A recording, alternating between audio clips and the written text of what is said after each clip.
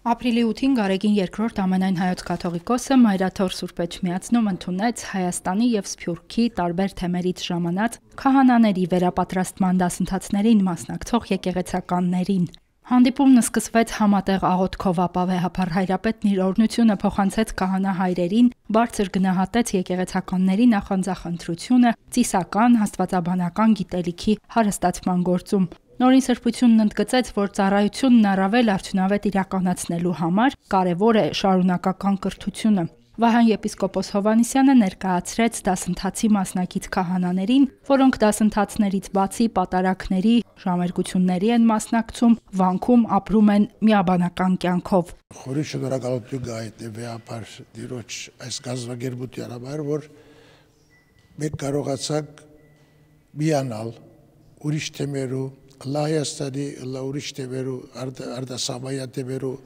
հոգևորականներու հետ փոխարինել եւ փոխարակել գաղափարներ, որովհետեւ կային տեղեր, որ շատ կնմանի մեկը մյուսին, իսկ տեղեր կա, որ բոլորովին տարբեր սիստեմներու մեջ են։ Էջմիածնի գաբարներուն տակ մեր աղոթք կերիկ, վերանորոգվեցանք եւ այդ ուրախությունը ունի այսօր, որ մեր վեհապար հայրապետը մեզ ընդունեց, իր հորդորները տվավ եւ մեզի տվավ բարդագարություններ, որոնք պետք է կատարենք առաջիկային։ Նորոգվում ենք, նոր ուժ ենք ստանում եւ մեր գլխավոր սրբությանը մայր աթոռին առնչվելով մենք էլ որոշակի շնորհ ենք ստանում։ Սուրբ Հոգու շնորհներով նորոգված սա հոգևոր եւ այսպես ասեմ հոգևոր զգացողությունների տեսանկյունից ասացի, բայց կա նաեւ գործնական կողմը, այսինքն այստեղ գալով մի քիչ մեր առօրյայից կտրվելով փորձի փոխանակում ենք ունենում եւ եւս մեկ անգամ զգում ենք մեզ ուսանողական նստարանին, ուսանողական սեղանի առաջ, դասախոսի առաջ եւ եւս մեկ առիթ ենք ունենում սովորելու։ Շատ կուզեի եւս մեկ անգամ այս տեսակ դասընթացի մասնակից լինել ու նաեւ իհարկե հոգեորականներս իրար հետ տերմիկ շփում ունենալով այս դասընթացի շրջանակներում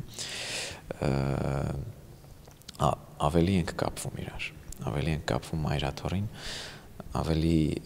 սկսում ենք գնահատել մեր ծառայությունը։ Հայոց հայրապետը աշխարհասփյուռ թեմերից հոգևորականների մեկտեղումը պատեհ առիթ նկատեց նաև հոգով զորանալու Մայր աթոռի աղոթական մթնոլորտում, ինչպես եւ արծարծելու հովվական ծառայությանն առնչվող տարբեր խնդիրներ ու մարտահրավերներ։ Վերջում նորին սրբությունը հորդորեց քահանա հայրերին իրենց կարողություններն ու գիտելիքն իսպաս դնել եկեղեցու պայծառության, հայ ժողովրդի բարօրության եւ հայրենիքի շենացման համար։ Էրմինե Հակոբյան, Հարություն Տոլանյան, Եկեղեցական կյանք։